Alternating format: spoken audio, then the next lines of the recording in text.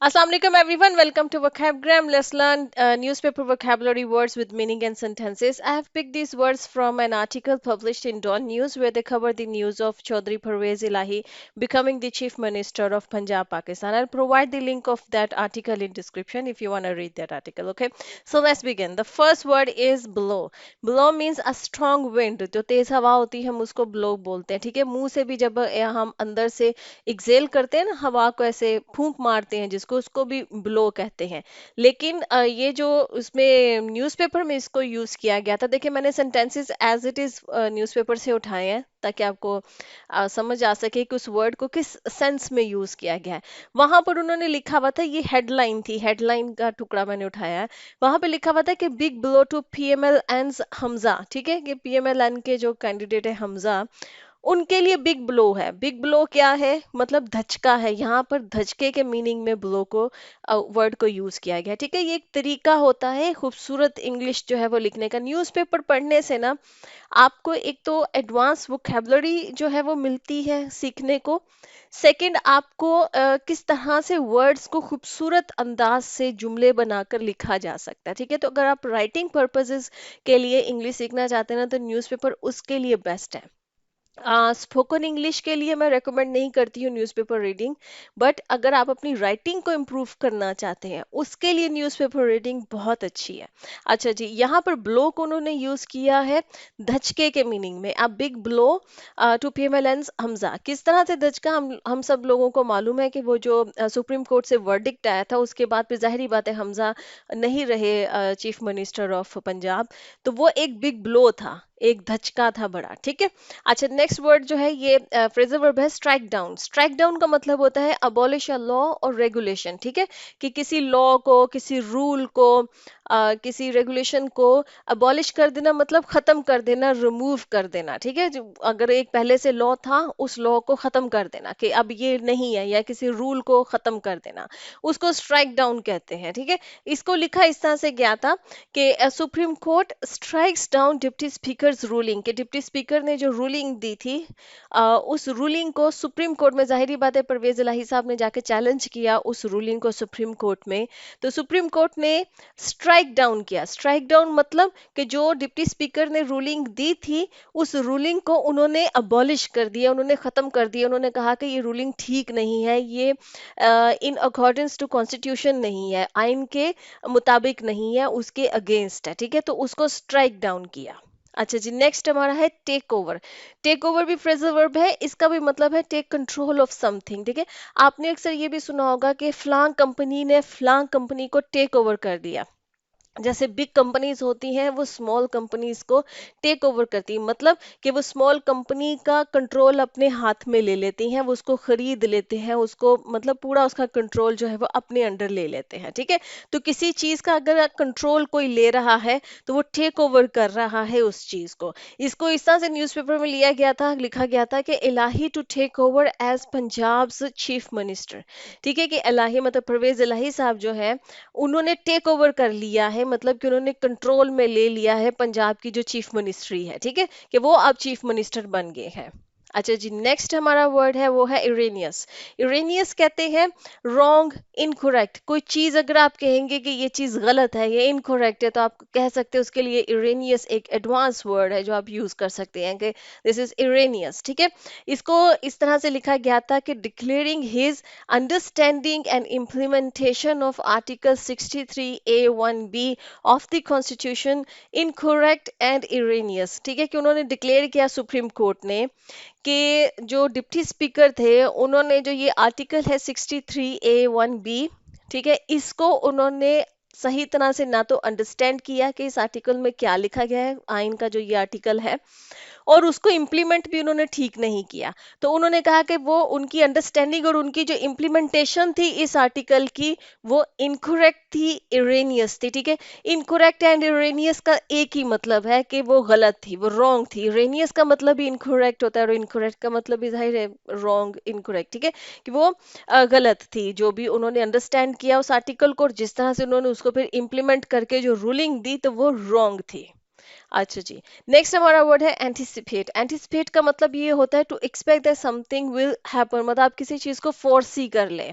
आप देख लें कि आने वाले वक्त में ये हो सकता है, तो आप एंटिसिपेट कर रहे हैं, ठीक है। आपको लगता है कि आप एग्जाम्स में अच्छे नंबर स्कोर करेंगे, आपको ये फील हो रहा है, आप इस चीज को, आपकी एक्सपेक्टेशन है, तो आप ये कह सकते हैं कि I am anticipating to score good marks in my exams, ठीक है, कि मैं एंटिसिपेट कर रही हूँ कि मैं अच्छा मेरे मार्क्स आएंगे, ठीक है। तो किसी भी चीज के बारे में अगर आपको लग रहा है कि फ्यूचर में ये होने वाला है, तो आप उसको एंटिसिपेट कर रहे हैं। अच्छा, इसका सेंटेंस ये था कि as it announced a highly anticipated verdict on PMLQ leader Chaudhry Pervaiz Elahi's petition. Chaudhry Pervaiz Elahi ने जो पिटीशन सुप्रीम कोर्ट में दायर की थी, उन्होंने कहा कि सुप्रीम कोर्ट ने अनाउंस किया हाईली एंटिसिपेटेड वर्डिक्ट, मतलब वो वर्डिक्ट उन्होंने अनाउंस की जो हाईली एंटिसिपेटेड थी, मतलब कि जिस जो लोगों को उम्मीद थी, जो लोग एक्सपेक्ट कर रहे थे कि यही वर्डिक्ट आएगा, जो कि जो पिटीशन जो है ना वो चौधरी परवेज इलाही साहब ने जो दायर की, ठीक है। तो वर्डिक्ट वही आया जो हाईली एंटिसिपेटेड था, कि मतलब जिसके बारे में लोग बहुत ज्यादा पूरी उम्मीद थे, बहुत ज्यादा लोगों की एक्सपेक्टेशन थी कि यही वर्डिक्ट आएगा, ठीक है। अच्छा जी, नेक्स्ट है साइट। साइट का मतलब होता है to mention something as a proof. किसी चीज को आप लोगों के सामने मेंशन करें एज ए प्रूफ, कि देखें ये चीज ऐसे है, ये मैं उसका प्रूफ के तौर पे मैं ये चीज आप लोगों के सामने पेश कर रहा हूँ, तो you are citing that thing, ठीक है। लोगों के सामने पेश करना, लोगों के सामने लाना उस चीज को, उसको बताना, उनके सामने प्रोवाइड करना, ठीक है, उसको साइट करना कहेंगे। अच्छा, इसका सेंटेंस था कि citing a letter written by party president Chaudhry Shujaat Hussain in which he had instructed them to vote for Hamza instead, ठीक है। कि जो डिप्टी स्पीकर थे, उन्होंने जब जाहिर वोटिंग हो रही थी चीफ मिनिस्टर की अपॉइंटमेंट के लिए, तो उन्होंने साइट किया लेटर, मतलब लोगों के सामने मेंशन किया एक लेटर, जो कि चौधरी परवेज सॉरी चौधरी शुजात हुसैन ने जो भेजा था, कि अपनी, क्योंकि वो पार्टी हेड है, तो एज ए पार्टी हेड उन्होंने एक लेटर लिखा अपने जो भी उनके पार्टी के मेंबर्स थे, जो उस वक्त वहां पर वोटिंग के लिए मौजूद थे, तो असेंबली हॉल में उसको उन्होंने लेटर दिया, और जिसमें उन्होंने इंस्ट्रक्ट किया, ये इंस्ट्रक्शन दी, मतलब ये ऑर्डर दिया कि आप लोग परवेज इलाही को वोट नहीं करेंगे, आप लोग हमजा को वोट करेंगे। इंस्टेड लगाया जाता है बजाय इसके, उसकी बजाय इसके, ठीक है। तो इंस्टेड हमजा, मतलब ये हमजा के और उनके परवेज इलाही की बजाय हमजा को आप जो है ना वो वोट करेंगे। तो जो डिप्टी स्पीकर थे, उन्होंने साइट किया उस लेटर को, मतलब उस लेटर को मेंशन किया सबके सामने कि ये लेटर एक रिसीव हुआ है मुझे। अच्छा जी, आगे है tip the balance. Tip the balance हम यूज करते हैं जब ये कहना होता है किसी सिचुएशन का बैलेंस चेंज कर देना, ठीक है, टू कॉज अ चेंज। जैसे कि एक सिचुएशन किसी एक इंसान के फेवर में जा रही है, और आप कुछ ऐसा करें कि उस सिचुएशन का जो बैलेंस है वो चेंज होकर वो जिसके पहले फेवर में जा रही थी, अब दूसरे इंसान के फेवर में वो सिचुएशन चली जाए। तो इसका मतलब है कि वो जो बीच में एक काम हुआ है जिसकी वजह से सिचुएशन चेंज हुई है, वो टिप द बैलेंस, उसने टिप द बैलेंस किया है उस चीज ने। इन दिस केस जो हम इस वक्त केस डिस्कस करें, उसमें यही है कि चौधरी शुजात हुसैन का जो लेटर आया था, it tip the balance at first place. पहले उसने असेंबली हॉल में टिप द बैलेंस किया, क्योंकि वोट ज्यादा जो है परवेज इलाही साहब को पड़े। लेकिन जब शुजात हुसैन साहब का डिप्टी स्पीकर साहब ने जो है वो साइट किया उनका लेटर, तो उन्होंने कहा कि आप जो 10 जो वोट्स हैं जो पीएमएलक्यू के, वो रिजेक्ट कर दिए उन्होंने। तो टिप द बैलेंस हो गया, मतलब सिचुएशन परवेज इलाही के हक से हमजा की हक में चला गया, उसकी फेवर में चला गया, टिप द बैलेंस हो गया।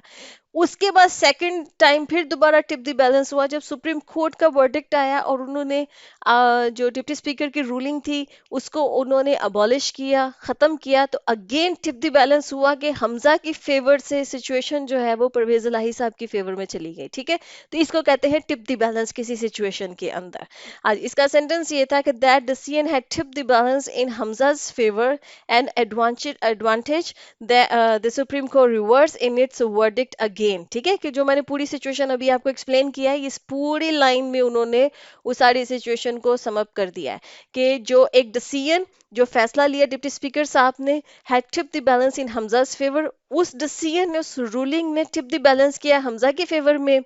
फिर an advantage the supreme court reversed, एक एडवांटेज, एक फायदा जो हमजा को मिला, सुप्रीम कोर्ट ने उसको रिवर्स कर दिया, ठीक है, इन इट्स वर्डिक्ट टुनाइट। उन्होंने उसको रिवर्स कर दिया जब उन्होंने वर्डिक्ट दिया आज, ठीक है। तो अगेन टिप द बैलेंस हो गया परवेज इलाही साहब की हक में, ठीक है।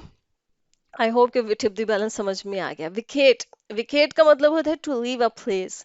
खाली कर देना किसी जगह को। जैसे लैंडलॉर्ड्स आते हैं ना, वो अपने टेनेंट्स को बोलते हैं कि please wicket my home, my house, ठीक है, कि मेरे घर को खाली कर दो। जो लैंडलॉर्ड कहते हैं, जो मालिक मकान होते हैं, टेनेंट कहते हैं जो किराएदार होते हैं, ठीक है। तो अपने किराएदार को आके एकदम से कह देते हैं ना कि विकेट माय हाउस, कि मेरे घर को अब खाली कर दो, ठीक है। तो खाली कर देना, यहाँ आप ये कहते हैं ना कि वी आर विकेटिंग द प्लेस, हम इस जगह को अब खाली कर रहे हैं। विकेट करना, खाली कर देना। इसी तरह से देखिए ना, कहीं पर कोई कैटास्ट्रोफी आ, जैसे अभी सैलाब की सिचुएशन है, तो आप पढ़ रहे होते हैं या सुन रहे थे न्यूज़ में कि जो आर्मी है वो विकेट कर रही है उन जगहों को, मतलब उन जगहों को खाली कर रही है जहां पर सैलाब है, वहां से लोगों को शिफ्ट किया जा रहा है, ठीक है। तो उन जगहों को खाली किया जा रहा है। अच्छा, इसका सेंटेंस ये था कि declared all the appointments made by Hamza illegal. Supreme court का जब वर्डिक्ट आया तो उन्होंने कहा कि हमजा ने जितनी भी अपॉइंटमेंट्स की थी, जितने भी लोगों को उन्होंने अपॉइंट किया था, वो सारी इलीगल करार दी, गैर कानूनी उनको डिक्लेयर किया। And told the members of his cabinet to vacate their offices, कि उनकी कैबिनेट के जितने भी मेंबर्स थे उनको ये कहा, ये इंस्ट्रक्शन दी कि आप अपना ऑफिस विकेट कर दें, मतलब कि अपना ऑफिस खाली कर दें, क्योंकि वो अब कानूनी तौर पर वो जो है वो उस जगह के अब वो हकदार नहीं रहे हैं, ठीक है। वो उनकी अपॉइंटमेंट्स गलत हुई थी, ठीक है। अच्छा जी, नेक्स्ट हमारा है पे अ विजिट। पे अ विजिट को मैंने इसलिए डाला है, इसका सिंपल सा कॉमन सा मतलब है, लेकिन इस अगर कुछ किसी को नहीं पता है तो उन बच्चों के लिए बड़ा इंटरेस्टिंग होगा, I am sorry. To visit इसका मतलब होता है, ठीक है। पे अ विजिट का मतलब टू विजिट, किसी को मिलने जाना। आप कहते हैं ना कि I am visiting my grand माँ, सिंपल तरीके से कह सकते हैं कि मैं अपनी दादी या नानी को मिलने जा रहा हूँ, I am visiting my grandma, ठीक है। आप ये भी कह सकते हैं I am paying a visit to my grandma, मैं अपनी ग्रैंड माँ को मिलने जा रहा हूँ। अब पे अ विजिट जो है ना, ये थोड़ा सा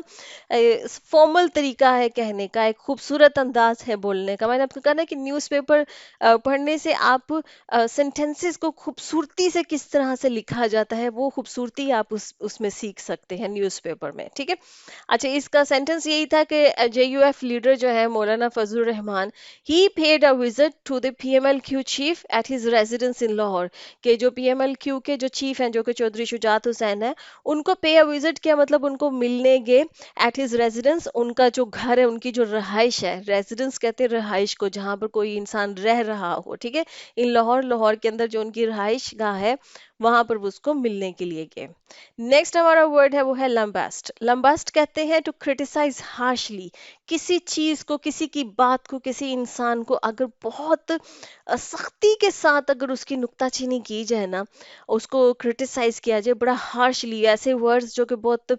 सख्त अल्फाज हों उनको इस्तेमाल करके किसी को क्रिटिसाइज किया जाए, तो उसको लैम्बास्ट कहते हैं, ठीक है। जैसे कि सेंटेंस ये था कि इंफॉर्मेशन मिनिस्टर मरियम औरंगजेब जो है वो लैम्बास्टेड इट एज अ जुडिशियल खू, कि उन्होंने मरियम औरंगजेब ने, जो इंफॉर्मेशन मिनिस्टर है, उन्होंने जो सुप्रीम कोर्ट का ये जो वर्डिक्ट आया है इसको उन्होंने क्रिटिसाइज किया और इसके लिए बड़े सख्त अल्फाज इस्तेमाल किए। और वो सख्त अल्फाज क्या थे कि इनको उसको कहा उन्होंने कि ये जुडिशियल क्यू क्यू है, ठीक है। जैसे मिलिट्री कू होता है ना, इस तरह से उन्होंने कहा कि ये अब एक अदालती कू है, कि अदालत ने जो है ना वो सियासत में जो है वो कू कर दिया है, ठीक है।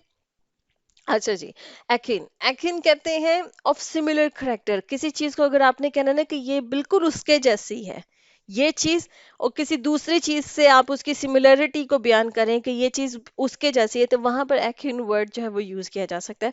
जैसे कि इसको इस तरह से यूज किया जाता है कि this decision is akin to a judicial coup, कि ये जो डिसीजन है, ये मरियम औरंगजेब साहिबा ने फरमाया कि ये जो डिसीजन आया है सुप्रीम कोर्ट का, ये एकिन है, मतलब कि बिल्कुल ऐसा ही है जैसे कि जुडिशियल कू हो गया है, मतलब जैसे अदालती कू हो गया है, ठीक है।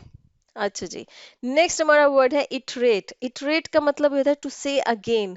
दोबारा से बोलना, बार बार बोलना, उसको इटरेट उसके लिए वर्ड है, ठीक है। सेंटेंस ये है, ही iterated that a full bench could not be formed till the second week of September. He iterated, मतलब जो जज साहब थे उन्होंने इस चीज को दोबारा से एक्सप्लेन किया, क्योंकि जो गवर्नमेंट थी, जो पीएमएलएन थे, नवाज लीग की जो पीएमएलएन है, मुस्लिम लीग, वो बार बार ये डिमांड कर रहे थे कि हमें फुल बेंच चाहिए इस केस को सुनने के लिए। तो जो जज साहब है उन्होंने इटरेट किया, मतलब कि उन्होंने दोबारा से इस बात को एक्सप्लेन किया, बताया